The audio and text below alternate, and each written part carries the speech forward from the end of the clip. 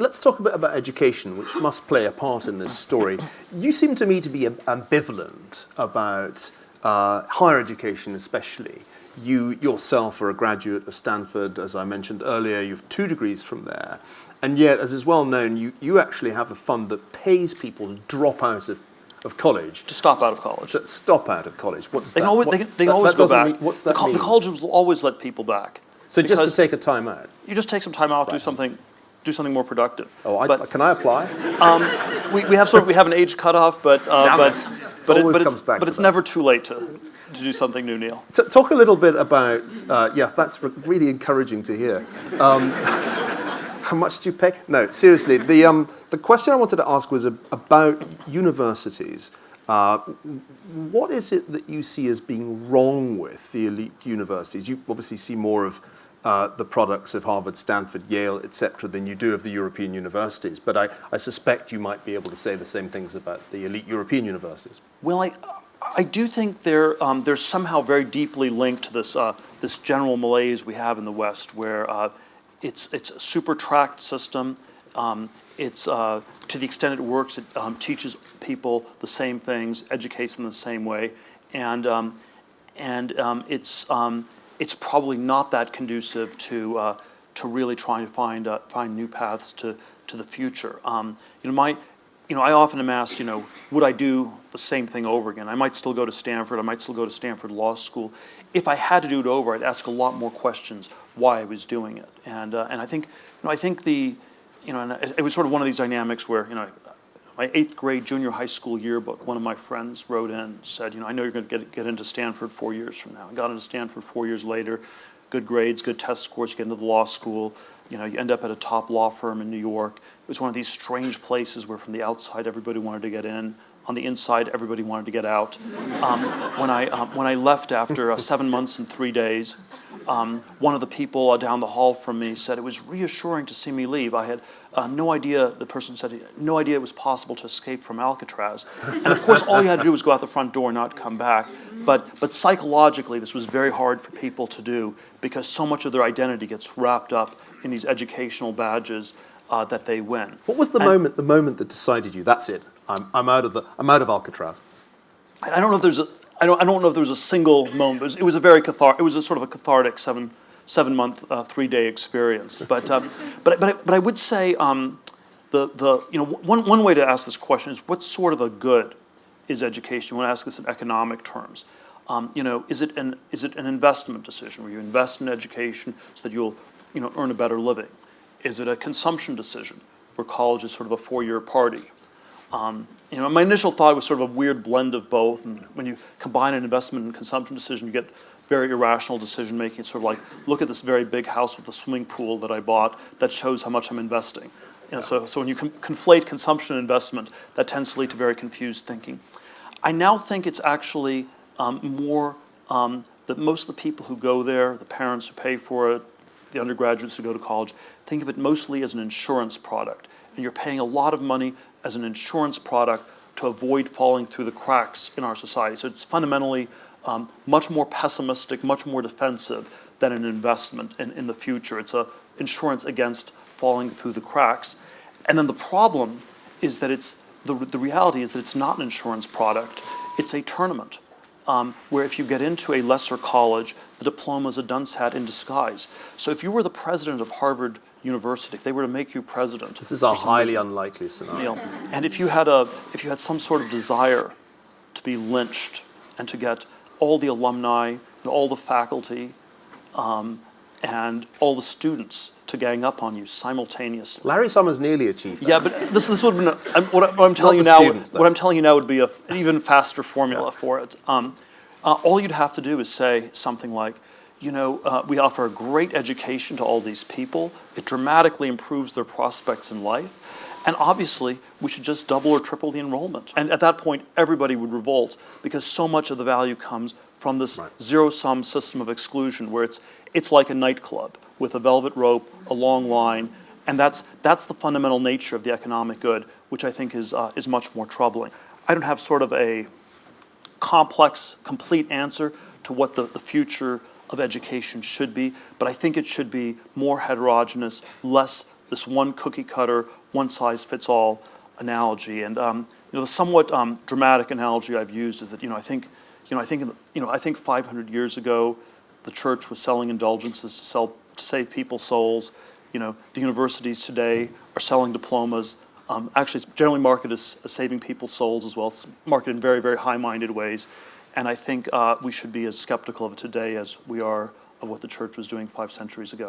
And perhaps the Reformation will be comparably disruptive if people revolt against this particular racket. And again, it's not, the idea is not to replace the current university church with a single new church. It is to replace it with lots of different things. But this was, of course, the message that the 16th century reformers had that was very disturbing, was there's no system that will save you. You have to figure out how to save yourself. And I think something like that is true to a disturbing degree for the younger generation of the 21st century. I tried my hand at entrepreneurship, and I've started in my time 3 companies, not one of which has made me enormously wealthy, but who knows, perhaps one day. You have tried your hand at teaching. You taught a course at Stanford, which was in fact the basis for the book, 0 to 1, which grew out of the notes that one of the students took.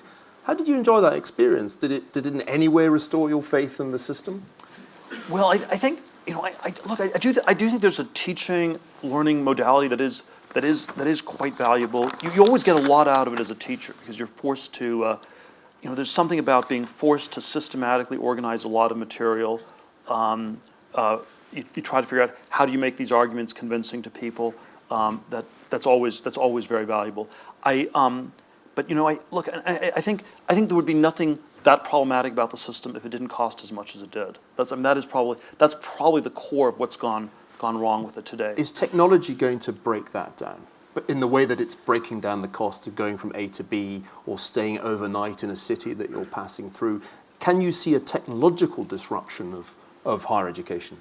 It's probably going to happen, but it probably happens sort of at the margins. At a place like Harvard or Stanford, so much of the value comes from the prestige and the exclusion that I think these places will be immune for quite a while. We should turn briefly to politics. Naturally, politics is on the British mind with an election just days away.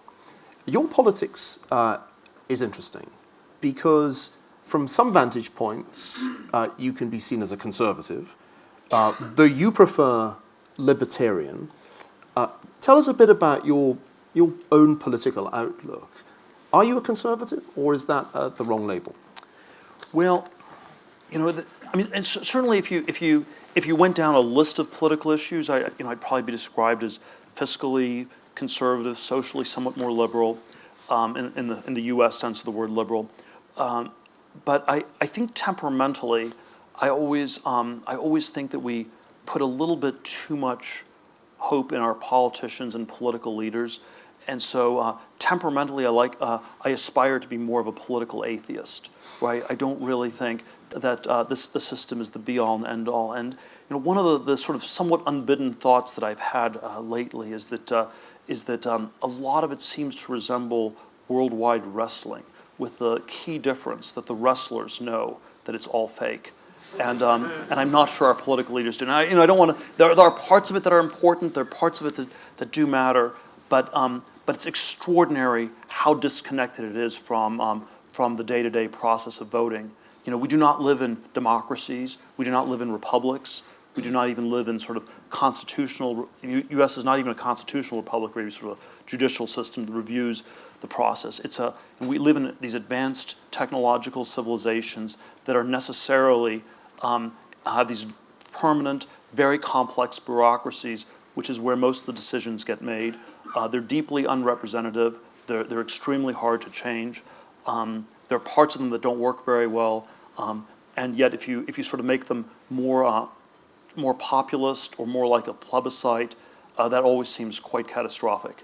So we don't live in a republic here, although who knows what Alex Salmond may achieve if he's elected. Although you wouldn't really take most of your disputes to Buckingham Palace either. It may come to that. You'd be surprised. It depends how close the result is. But I think the question that you've raised about democracy is one that can be asked equally well of the UK as of the US. And I think this is a really, really interesting point that you're making, and I'd like to dwell on it for a second.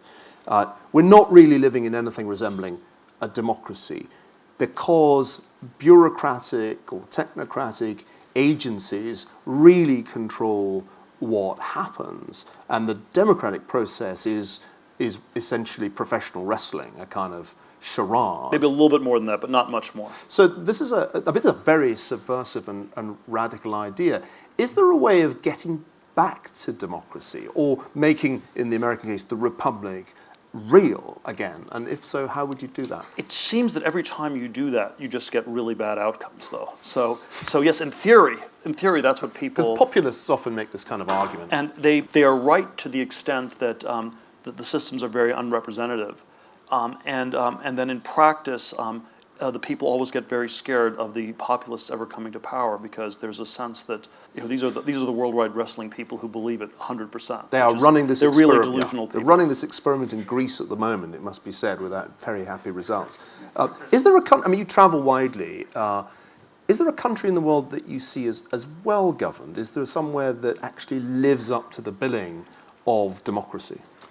I think there are very few countries that are anything remotely democratic. I think there definitely are ones that are better governed and worse governed. So I think much of this comes down to sort of cultural issues.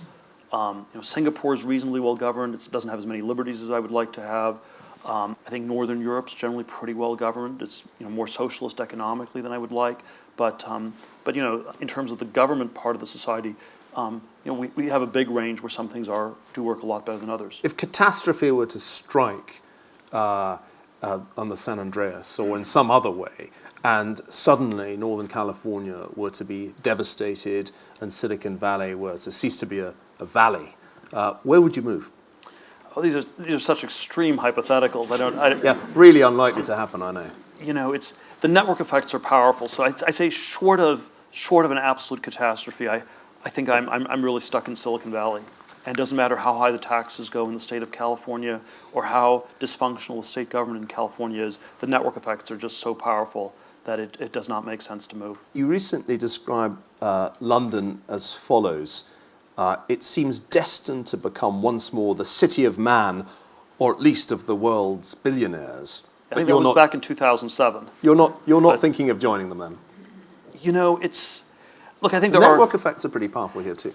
They are pretty powerful. If I had to say the concern with London or New York, with the financial centers is they are very linked to globalization, and so they've done extraordinarily well in recent decades in a world where the progress has been skewed heavily in the globalization direction. If we were in a somewhat less in a world where the balance shifted back towards some other modalities of progress, I would be long California, long Texas, short New York City, short Washington D.C. in the U.S. As the red state long short trait would be long Texas, short Virginia. The blue state one would be long California, short New York.